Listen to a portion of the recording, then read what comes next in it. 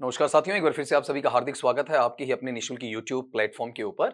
जैसा कि अपनी बात हुई थी कि भाई एक टेस्ट अपना और लगा है और टेस्ट का नाम है आपका रीट टेस्ट सीरीज 2025 है। सेकंड लैंग्वेज इंग्लिश में आपका फाइनल टेस्ट 02 है आपका 21 फरवरी 2025 शुक्रवार को लगा हुआ। इसमें 30 क्वेश्चंस थे आपके लैंग्वेज 2 के इंग्लिश के रूप में वहां पर।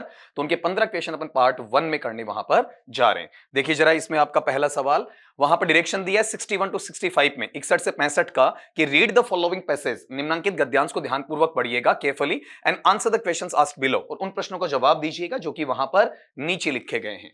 Every child is born with some inherited characteristics, प्रत्येक बच्चा है उसका जन्म होता है। बोर्न का मतलब बेटा क्या रहेगा, आपका जन्म होने से लिया जाएगा। और किसके साथ में वहां पर आपका कुछ ऐसी कैरेक्टरिस्टिक्स हैं, कुछ ऐसी आपकी चारित्रिक विशेषताएं होती हैं जो कि अंतर्निहित होती हैं, जन्म से उसे वहां पर मिली हुई रहती हैं। Into a specific socio economic, जो एक विशिष्ट तौर के आपके सामाजिक आर्थिक आधार को लेकर आती हैं। इमोशनल एनवायरमेंट, आपका भावनात्मक जो माहौल होता है उसे लेकर आती हैं। एंड ट्रेंड, और उसे प्रशिक्षित किया जाता है इन सर्टन वेज, निश्चित तरीकों के साथ में, बाय फिगर्स ऑफ अथॉरिटी, जो आधिकारिकता है, जो प्रमाणिकता है, जो एक अधिकार क्षेत्र है उसको निरूपित करने वाले, उसे अपने अंदर संश्लेषित करने वाले लोग हैं उनके द्वारा। आई inherited honesty and self discipline, मेरे अंदर भी आया, क्या आया आपका ऑनेस्टी, लेखक कहता कि ईमानदारी मुझे मिली, स्व अनुशासन मिला। ठीक है, कहां से, वहां पर आपका फ्रॉम माय फादर। ठीक है, फॉर्म नहीं होगा बल्कि कहां से मिला बताओ, देखें आपका वहां पर फ्रॉम माय फादर, मेरे पापा से मिला। फ्रॉम माय मदर, मेरी मां से वहां पर मुझे मिला।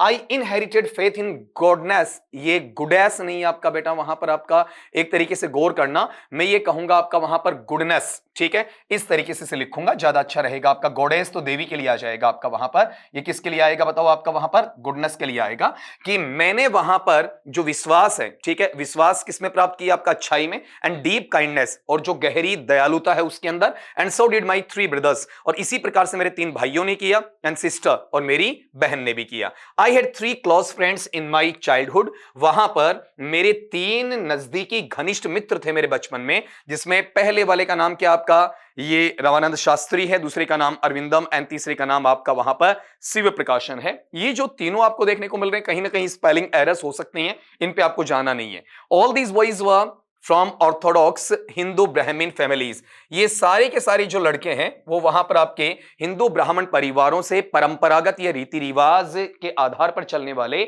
जो पुराने परिवार हैं, प्राचीन आपकी संस्कृति को मानने वाले हैं, उन्हीं के वंशज के तौर पर चलते चले गए। कुल मिला के ये जो आपका पैसेज है कहीं ना कहीं चाइल्डहुड को रिलेट करने वाला है, लेकिन हम इसके परिप्रेक्ष्य को देखते हुए क्वेश्चन वहां पर सॉल्व करने वाले हैं। All these boys were from Orthodox Hindu Brahmin families as children. जहां तक बच्चों का सवाल है, none of us ever felt any differences in upbringing. हम में से किसी भी बच्चे ने किसी प्रकार की भिन्नता या फर्क है या पालन पोषण है उसमें कोई अंतर महसूस नहीं किया। इनफैक्ट वाकई में Ramdhan Shastri was the son of Pakshi Lakshman Shastri, the high priest of the Rameswaram temple. जो वहां पर रामधन शास्त्री हैं वो वहां पर आपके पाक्षी लक्ष्मण शास्त्री हैं, उनके लड़के थे, और उन्हें वहां पर उच्च पदवी पर विराजित आपके एक पंडित या पुजारी के रूप में माना गया, जो रामेश्वरम नामक एक मंदिर के रहे। लेटर बाद में ही टुक ओवर द प्रीस्टहुड, उन्होंने वहां पर जो आपका पुजारी का एक वहां पर पूरा का पूरा प्रभार होता है, या फिर ये कहें कि पुजारी एकदम अच्छे लेवल पर पहुंच जाता है, जिसे सर्वमान्य तौर पर स्वीकृत या अंगीकृत कर लिया जाता है, उस लेवल पर पहुंचे। कहां पर, रामेश्वरम टेंपल, मतलब एक तरीके से उस मंदिर के सबसे बड़े पुजारी बन गए फ्रॉम हिज फादर। कहां से उन्होंने इनहेरिट किया, अपने पापा से। अब यहां अगला नाम आता है Aravindan went into business of arranging transport for visiting pilgrims. वहां पर अरविंदान है, उन्होंने इस प्रकार का वहां पर व्यापार व्यवसाय है वो चालू रखा, ताकि वहां पर जो आने जाने वाले तीर्थ यात्री हैं उनके आने या फिर उनके लाने ले जाने की व्यवस्थाएं करवाई जा सकें। और साथ में जो शिव प्रकाशन है became a catering contractor for the southern railways, वो वहां पर दक्षिणी जो आपका रेलवे है उनके वहां पर क्या बने, कॉन्ट्रैक्टर बने, ताकि जो कैटरिंग खाना परोसने की बात आती है, खाने की व्यवस्था करने वाली बात आती है, उनका इंतजाम करने में लग गए आपका। तो कुल मिला के एक सिंपल सा पैसेज आपको वहां पर देखने को मिलता है। इसमें बेटा देखो यहां पर जो अपने टाइपिस्ट के द्वारा हल्का फुल्का सा ऐसा कुछ हुआ है ना, ठीक है, उसको आपके सामने करेक्ट कर दिया, तो ऐसा कुछ स्पेल रह भी जाए तो आप खुद वहां पर देख लेना। पहला सवाल कि what did the author learn from his father, सीधा सीधा है कि वहां पर लेखक है उसने अपने पापा से वहां पर क्या सीखा। ठीक, तो गौर करो यहां पर पापा से सीखने वाली बात सीधा सीधा यहां से मिल जाएगी ना आपका कि मेरे पापा से वहां पर क्या सीखा, देखो आपका ऑनेस्टी और सेल्फ डिसिप्लिन वाली बात है वो वहां पर आती है पापा और मां से वहां पर आती है। तो गौर करो यहां पर कि इसमें जो मैन पैटर्न है, मैन पैटर्न उसके अकॉर्डिंग देखना कौन सा है, एक तो ऑनेस्टी सीखा और एक क्या सीखा आपका सेल्फ डिसिप्लिन रहना, ईमानदारी और स्व अनुशासित रहने वाला पार्ट इसमें आपको देखने को मिला है। फिर अगली बात यहां पर kindness and faith in God goddess, ये ऐसा कुछ नहीं था आपका वहां पर, काइंडनेस एंड ऑनेस्टी ऐसा कुछ नहीं था आपका वहां पर, ये वाला पार्ट नहीं था। मैं फिर यहां पर कहूंगा कि जिस तरीके से आपका यहां पर ये पैटर्न बन रहा है ना, इस पैटर्न को आप यहां लेकर जाइए। हालांकि इसे धार्मिकता से जोड़ेंगे तो आपका गॉडेस आ जाएगा, लेकिन मैं धार्मिकता से इसे जोड़ना नहीं चाहूंगा। मैं सीधा सीधा आपका वहां पर इसे इसके सिनारियो में जोड़ना चाहूंगा जहां पर आप बात कर रहे हैं आपका, तो उसके अकॉर्डिंग वहां पर इसमें ले लें किसमें आपका गुडनेस में। देखो मैंने पहले भी आपको ये कहा है, ठीक है, अगर आप गॉडेस करते हैं तो वर्ड गलत नहीं होता है, लेकिन जो इसका परिप्रेक्ष्य, इसका जो पर्सपेक्टिव है उसके लिहाज से सटीक वहां पर नहीं बैठता है आपका। तो अपने पास में जो आंसर रहेगा, आंसर कौन सा रहेगा, ऑनेस्टी एंड सेल्फ डिसिप्लिन वाला रहेगा, मतलब ईमानदारी है और स्व अनुशासित अवस्था है उसे इसमें आपको देखने को मिलता है। ये अपने पास में सवाल जो आपका 61 है उसका आंसर रहा। 62 पे आए, each of the author's friends Hinduism, जो लेखक के दोस्त हैं उनमें से प्रत्येक जो दोस्त है वो आपका हिंदुइज्म है उसका क्या करता बेटा आपका वहां पर अनुसरण करता है। ठीक है, तो गौर करो यहां पर जो अपने पास में सब्जेक्ट ऑफ एग्रीमेंट है इसको इसके अंदर डाल दिया गया, तो मेरे पास शुरू में क्या मिला है, ईच ऑफ मिला है। तो ईच ऑफ के साथ में जो नाउन या प्रोनाउन अप्लाई होता है बेटा वो कैसा होता है आपका वहां पर प्लूरल होता है, और उसके साथ में लगने वाला जो आपका हेल्पिंग वर्ब या फिर मेन वर्ब है वो हमें देखने को मिलता है। बताओ वो कैसा रहेगा आपका वहां पर सिंगुलर, मतलब एक वचन के तौर पर आपका देखा जाएगा। तो चेक करना जरा, यहां वाले पार्ट में ईच ऑफ आ गया, उसके साथ में देखो यहां पर ये प्लूरल है लेकिन आगे सिंगुलर देखने को मिलेगा। तो यहां गौर करो ये जो आपका विल फॉलो है इसमें तो आपका फ्यूचर का सेंस है, इसका कोई मतलब है ही नहीं, वो एक्चुअल में हिंदुइज्म को फॉलो करते हैं। ठीक है, ऐसा है करेंगे ऐसा नहीं है, कर चुके हैं, परफेक्ट वाला नेचर नहीं है। हमें जो यहां पर डाउट है केवल दो जगह, किसमें आपका फॉलो और फॉलोज में है। तो फॉलोज क्या है आपका वहां पर, जब वर्ब के फर्स्ट फॉर्म के साथ में एस ईएस लग जाता है तो वो सिंगुलर कहलाता है, और केवल वर्ब का फर्स्ट फॉर्म होता है तो वो वहां पर किसमें चला जाता है आपका प्लूरल में चला जाता है। ठीक है, तो यहां वाले पार्ट में गौर करना, हमें प्लूरल नहीं चाहिए, हमें आपका सिंगुलर चाहिए। तो क्या बन जाएगा यहां पर आपका फॉलोज बन जाएगा, या फॉलो से कोई रिलेशन नहीं होगा। चलिए अगले सवाल की तरफ 63 वाला, एज चिल्ड्रेन, जहां तक आपके बच्चों का सवाल है, none of us ever felt any differences, हम में से किसी ने भी किसी प्रकार का फर्क या अंतर है उसे महसूस वहां पर नहीं किया। एंड अपब्रिंगिंग, और साथ में पालन पोषण में कोई फर्क महसूस नहीं किया। Which one of the followings is a linking device in the given sentence, नीचे दिए गए वाक्य के अंदर निम्नलिखित में से कौन सा ऐसा है जो वहां पर आपका लिंकिंग डिवाइस का काम करता है, दिए हुए वाक्य के अंदर वहां पर काम करता है। तो एक बार इस चीज को चेक करना, वहां पर अगला क्या कह रहा है आपका, क्या कह रहा है वहां पर आपका कि एज के बाद में यहां पर क्या कह रहा है, children none of us ever felt any differences, जहां तक बच्चों का सवाल है, ठीक है, जहां तक उनकी बात की गई है, none of us ever felt any differences, हम में से किसी ने कोई फर्क वहां पर महसूस नहीं किया। एंड अपब्रिंगिंग, और किसी प्रकार के पालन पोषण है उसके अंदर भी हमने वहां पर फर्क महसूस नहीं किया। तो बेटा यहां पर गौर करोगे तो आपके पास में अगले ने पूछा लिंकिंग डिवाइस, मतलब कंजंक्शन का जो सेंस है ना उसकी बात वहां पर की है। तो आप अगर थोड़ा ध्यान देंगे तो इसमें ऑप्शंस बेटा थोड़े बहुत ऊपर नीचे हुए हैं आपका, ठीक है, जो आपके पेपर में थे उसके अकॉर्डिंग आपको ऑप्शंस वहां पर देखने को नहीं मिले, सारे के सारे तो नहीं होंगे, नन वहां पर नहीं है ना। और ये गौर करो, अब एज और एंड दोनों लिंकिंग डिवाइस का काम कर सकते हैं, लेकिन प्रॉपर वे में जो लिंकिंग डिवाइस है वहां पर एज नहीं है, बल्कि बेटा वहां पर क्या है आपका एंड है। अगर कहीं पर आपको एज देखने को मिले तो as is not is used, कहां पर किस रूप में आपका लिंकिंग डिवाइस के रूप में से काम में नहीं लिया गया है। अगर एंड नहीं होता तो मैं फिर एडवर्बियल कनेक्टर है उसके रूप में से वहां पर आपका देख सकता था। ठीक है, तो ये जो 63 वाला सवाल है आपका उसमें थोड़ा सा ठीक कर लेना आपका, वहां पर आंसर की में हो सकता है कि यहां पर नंबर 1 लिखा हुआ हो तो नंबर 1 है, नंबर 1 में जो एज है वो यहां पर लिंकिंग डिवाइस का काम नहीं कर रहा है, या फिर टाइपिस्ट ने ऐसा कर दिया हो कि एज की जगह एंड कर दिया, एंड की जगह आपका एज कर दिया, ऐसा पैटर्न वहां पर आपको देखने को मिले तो आप गौर कर लेना ये एज है वो लिंकिंग डिवाइस का काम नहीं कर रहा है, कौन कर रहा है आपका एंड कर रहा है। अगले सवाल पे चलो 64 पे, the author learned social values, जो लेखक है उसने वहां पर सामाजिक मूल्य हैं उनको सीखा, फ्रॉम ब्लैंक हिज फादर, अपने पिता से, हिज मदर और अपनी मां से, मतलब एक से सीखे या दोनों से सीखे, जिसमें अपन किसकी बात करते हैं बेटा आपका वहां पर ऑनेस्टी की बात भी करते हैं, सेल्फ डिसिप्लिन्ड जो नेचर है उसकी बात भी अपन वहां पर करने वाले होते हैं। Choose the correct pair of linking devices, इसमें जो आपका लिंकिंग डिवाइसेस है उसका सही जोड़ा सही युग्म आपको वहां पर चुनना है। तो गौर करो दोनों से सीखा है तो दोनों के लिए मीनिंग क्या आ जाएगा बेटा आपका वहां पर, बहुत के साथ में क्या आ जाएगा एंड आ जाएगा। ठीक है, अब ऐसा थोड़ी है दोनों में से एक से नहीं सीखा, दोनों से सीखा। वैसे भी आइदर के साथ में एंड यूज नहीं होता है, दोनों से नहीं सीखा गलत बात, दोनों से सीखा है। बोथ के साथ में बट ऑल्सो यूज नहीं होता है, बोथ आता है एंड के साथ में, बट ऑल्सो आता है आपका नॉट ओनली के साथ में। अगले सवाल पे आ जाएं, who became the priest at Rameswaram temple. Rameswaram का जो मंदिर है वहां के पुजारी के रूप में किसने वहां पर यह कार्यभार संभाला, किसने अपने आप को वहां पर इसके लायक वहां पर बनाया। तो सीधा सीधा अपने पैसेज की तरफ आप बढ़ते हैं तो वहां पर सीधा सीधा लाइन में लिखा हुआ था आपका कि ये जो बंदा है Ramdhan Shastri was the son of Pakshi Lakshman Shastri, the high priest of the Rameswaram temple, later he took over the priesthood. He कौन है यहां पर आपका रामधन शास्त्री है, और उसके अकॉर्डिंग ही आपसे वहां पर बेटा सवाल पूछा गया था। तो इसमें आंसर क्या हो जाएगा आपका रामधन। यहां पर ये जो बाकी हैं ये हट जाएंगे, ऑथर खुद की बात नहीं हो रही है, यहां पर अरविंदन की बात नहीं हो रही है और शिव प्रकाशन की बात नहीं हो रही है, ये आपके पैसेज के सवाल आपसे पूछे गए। फिर 66 से 67 है, उसमें डायरेक्शन में क्या दिया, read the following point carefully, इस निम्नांकित कविता को ध्यानपूर्वक पढ़िएगा and answer the question asked below, और नीचे लिखे गए प्रश्नों का ध्यानपूर्वक आपको जवाब देना है। तो सिंपल सा इसकी रीडिंग लगा दीजिए कि nature's first green is gold, जो प्रकृति का पहला आपका वहां पर हरापन है वही आपका सोना कहलाता है। हर हार्डेस्ट हु टू गोल्ड, और वहां पर उसका सबसे मुश्किल हु का मतलब क्या आपका कलर से लिया जाता है, जिसे आपका रोका जा सकता है, अपनाया जा सकता है, स्वीकार किया जा सकता है। Her early leaves leaf is a flower, उसका जो शुरुआती पत्ती का रूप है उसे वहां पर आगे बढ़ाकर एक फूल का रूप दिया जा सकता है,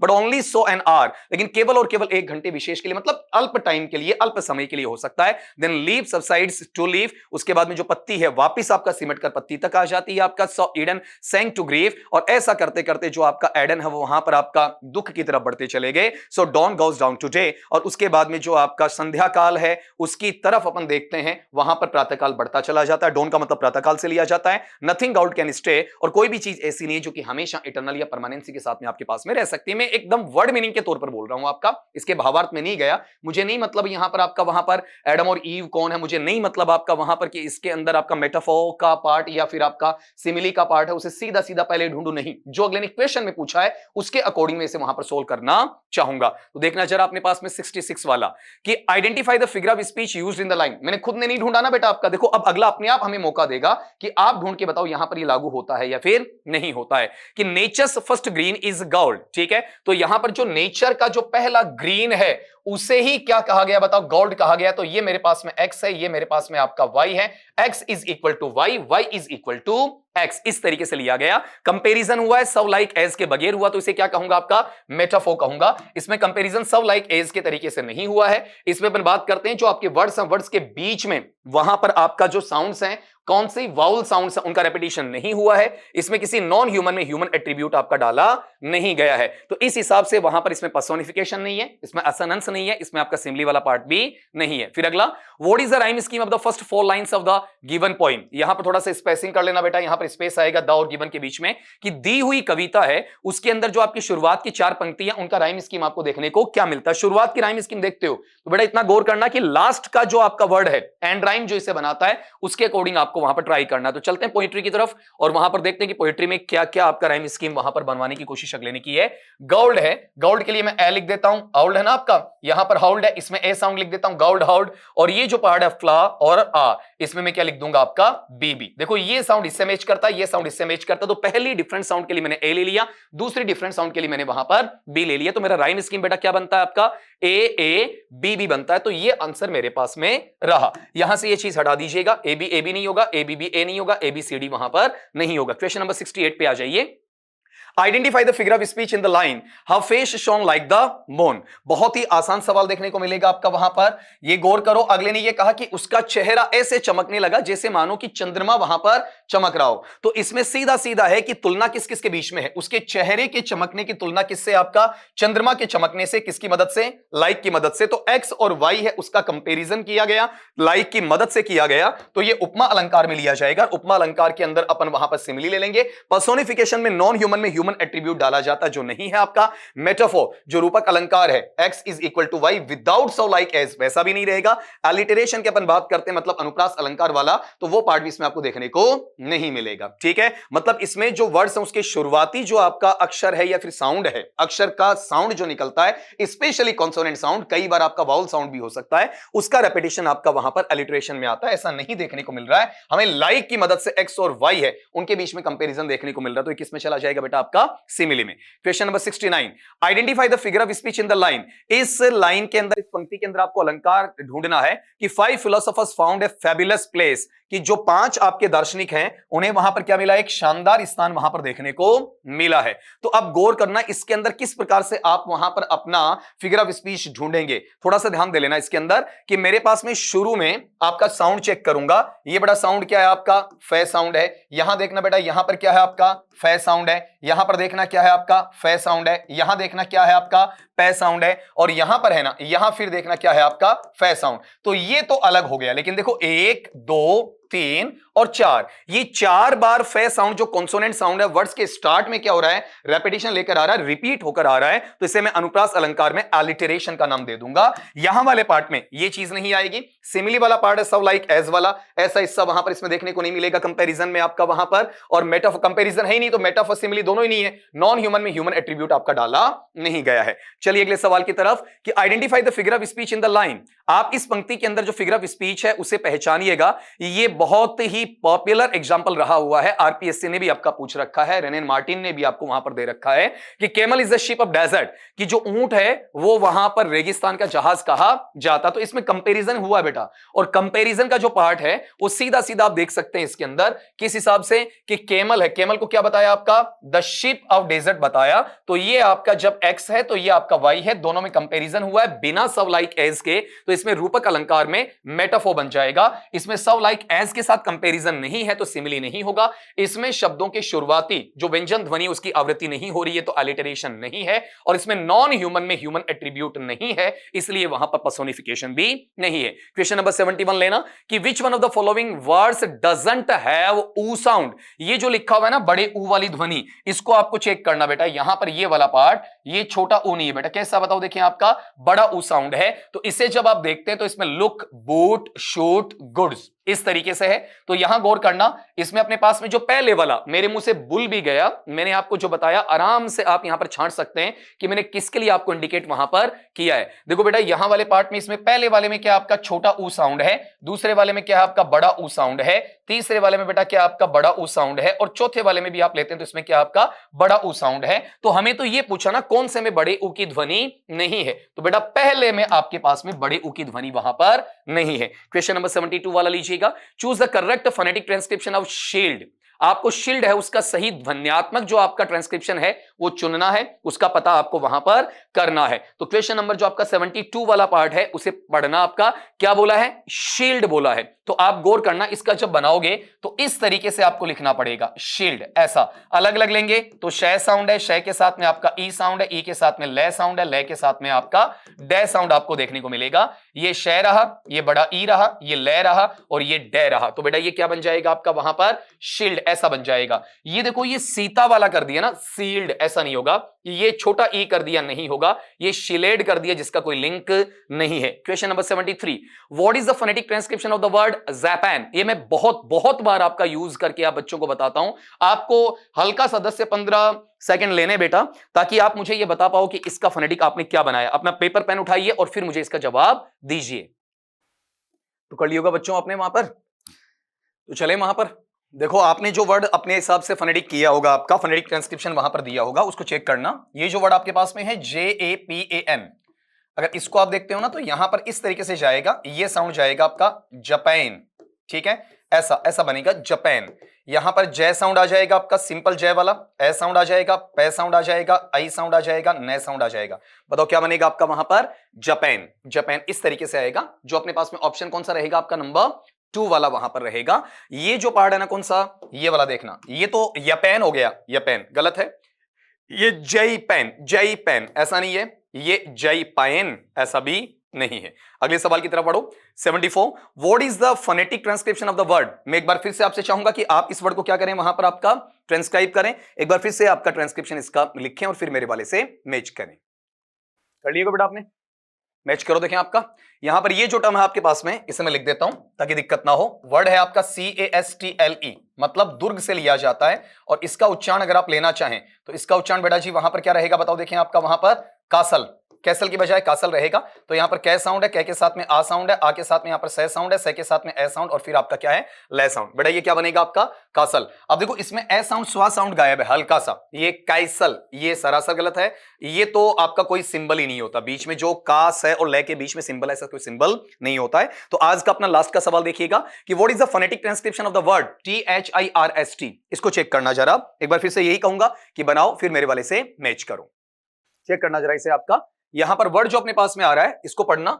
इस शब्द का स्पेल क्या है आपके पास में THIRST इस तरीके से है, और इसे मैं लिखूंगा यहां पर आपका फोनेटिकली तो ऐसा बनेगा आपका थर्स्ट, और फिर यहां पर इसे मैं लिखूंगा तो ऐसा बनेगा थ है, थ के साथ में आपका यहां पर अ साउंड है, उसके बाद में आपका स साउंड है, उसके बाद में आपका ट साउंड है। तो बेटा यहां पर बना आपका थ के साथ में आपका अ के साथ में स के साथ में ट। क्या बन गया बेटा आपका वहां पर थर्स्ट। बाकी चीजों से आपका कोई रिलेशन नहीं है। आपने गौर किया तो पेपर बड़ा आसान लगता है आपका, आपको लगता है कि सर 15 में से 15 निकालेंगे, और बिल्कुल बेटा निकाल भी सकते हो, कोई समस्या वहां पर है नहीं। तो वादे के मुताबिक मैंने आज आपका वहां पर इसका पहला पार्ट कंप्लीट करवा दिया है, और अगला जो आपका सेशन, अगला जो वीडियो होगा इसका सेकंड पार्ट का होगा। बार बार मेरे से एक ही सवाल कहा जा रहा है बार बार कि सर अभी तक आपका पैसेज का वीडियो नहीं आया, तो बेटा 2 से 3 पैसेज जिसमें निकलवा दिए, फिर भी एक वीडियो में डालूंगा।